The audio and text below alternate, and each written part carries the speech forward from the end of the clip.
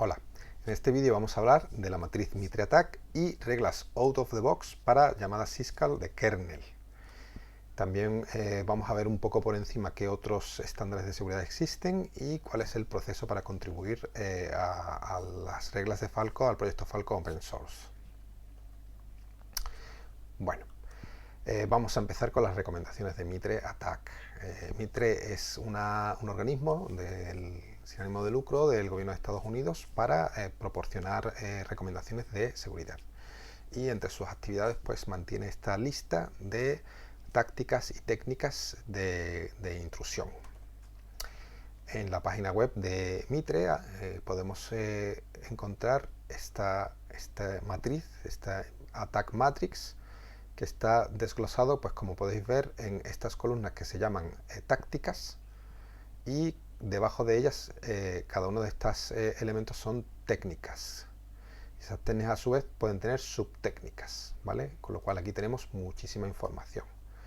Y si clicamos sobre cualquiera de ellas, pues vamos a ver una descripción, posibles mitigaciones, cómo se detectan y referencias a casos reales con información más profunda. Esto es una fuente de información importantísima y muy bien documentada y muy bien estructurada. A la hora de crear nuevas reglas, pues es muy interesante tener esta fuente de datos. Hay de hecho varias matrices especializadas en distintas características para Linux, para Windows, para entornos cloud de distintos proveedores. La por defecto, que es la Enterprise, es como una genérica.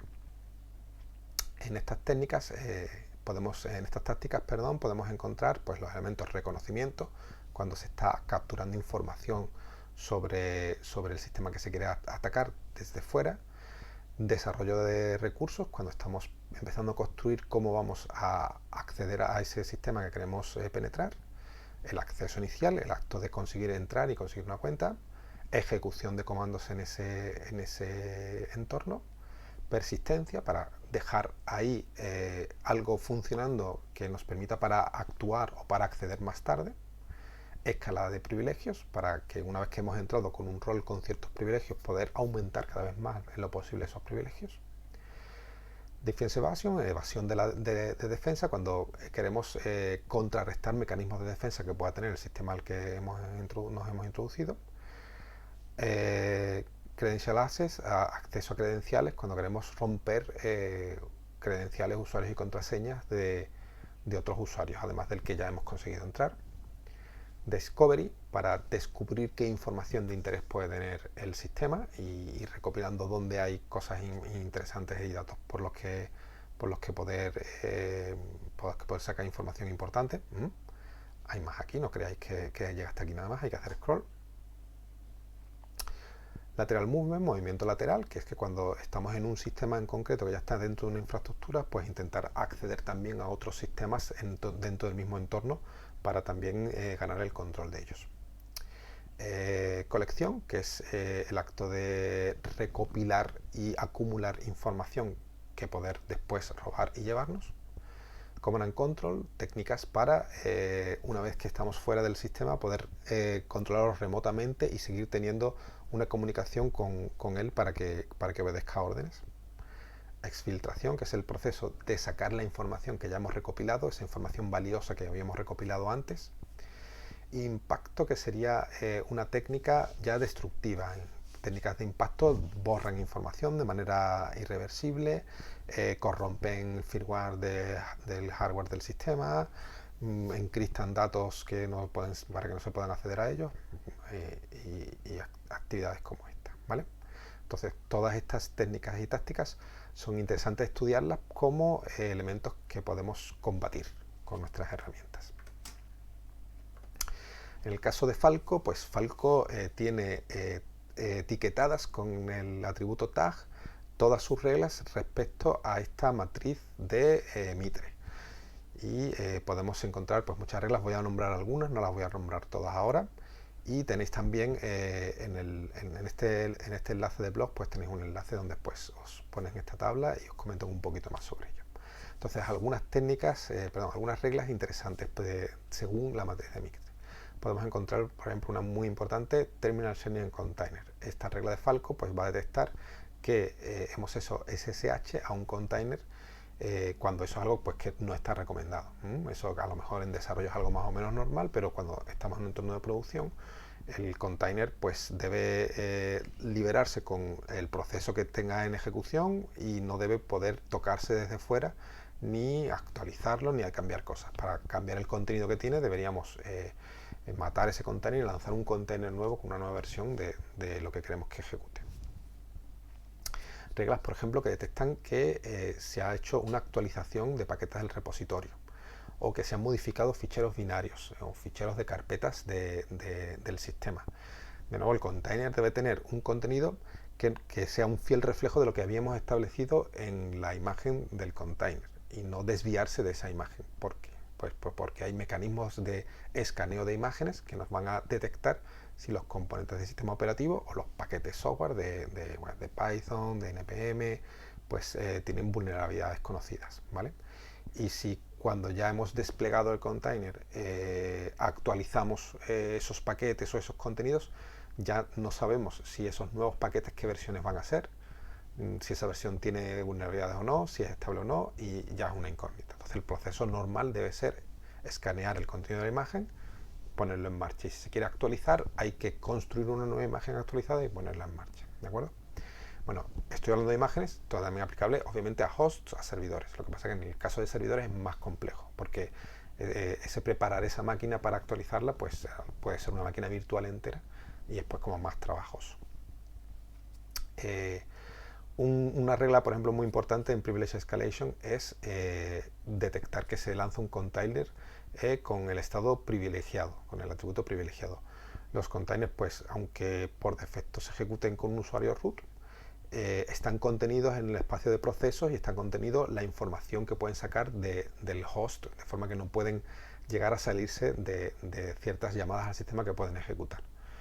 Cuando permitimos que un container se ejecute como privilegiado, le estamos dando permisos para que pueda hacer muchas más cosas que podría llevar a comprometer el anfitrión que lo está ejecutando. Por ejemplo, la instalación que comentamos en otro vídeo que podíamos hacer del driver de kernel de Falco, pues una de las formas de hacerlo era con un container privilegiado, que lo poníamos en marcha así y como esos permisos le daban ya poderes adicionales, pues ya era capaz de capturar llamadas del sistema del propio host. Reglas que ya hemos visto, como que detectamos que se borran logs de distintos sitios del sistema. Pues muy importante porque es una actividad típica de alguien que ha entrado en un sistema, es borrar sus pasos y borrar sus huellas limpiando esos logs. Podemos ver que se están intentando, por ejemplo, reglas que detectan que se están buscando claves privadas y contraseñas. Si yo entro en un sistema que he comprometido, pues puedo intentar utilizar el comando find con distintos nombres de archivos, como son claves de SSH, nombres de archivos típicos donde uno puede encontrar una clave, para buscar si existen y así poderlos filtrar. Pues esta regla pues lo va a detectar, ¿vale? Más reglas interesantes, pues por ejemplo, que se lanza una herramienta sospechosa en red. En este caso, por ejemplo, Netcat es una herramienta que es bastante poderosa de red y si yo lanzo Netcat podría escanear un host en cuanto a sus características de conexión y también podría conectarme por un puerto y permitir que alguien enviase comandos interactivos para que Netcat los procesase. Eso pues también es un compromiso de seguridad. Más reglas que podemos ver, pues podemos ver también que una regla para detectar que hay un container que está montando una carpeta que es sensible, que es una carpeta de sistema. Aunque el container no sea privilegiado, otra cosa que también es peligrosa es que yo permita, por ejemplo, que un container monte la carpeta /proc con todos los procesos del sistema host, o pues carpetas de dispositivos o carpetas que le den acceso a componentes del sistema anfitrión, ¿vale? Todo es así, pues, porque para Linux todo es un fichero dentro de una carpeta y tiene unas carpetas especiales de sistema donde muchas cosas del sistema operativo pues se procesan leyendo y escribiendo estas carpetas que debemos proteger. Y, por ejemplo, datos de filtración importantes, pues que se detecte que hay actividad dentro de un proceso de sistema, actividad de red, ciertos procesos de sistemas que están en estas reglas pues sirven para mantener el funcionamiento del sistema operativo y no deberían comunicarse por red hacia el exterior. En algunas técnicas de ataque, pues un atacante renombra el proceso que hay en ejecución con el que ha accedido para que tenga el mismo nombre que un proceso conocido del sistema. De forma que si se ve en una lista de procesos, pues no dé ninguna alarma y parezca que es un sistema normal que tenga muchos privilegios porque es de sistema. Entonces en esta lista pues hemos prohibido que ciertos procesos de sistema que sabemos que no deben acceder a la red y a ordenadores externos, pues que tengan ese acceso. Y bueno, pues estos dos también, por ejemplo, nos van a detectar si un proceso de un sistema de comandos interpretados pues tiene una conexión entrante o saliente, como puede ser pues npm o puede ser bash, aquí, Python. Aquí nos va a interesar definir cuáles son los procesos que pueden llegar a comunicarse con el exterior y no utilizar en lo posible sistemas de script tipo Python, sino compilarlos o dejarlos lo más cerrado posible para que sea un binario siempre el que inicie esa comunicación. Es decir, el binario de Node realmente sería el que hablaría hacia el exterior y los ficheros JavaScript pues son ficheros de fuente y no tienen que tener problemas.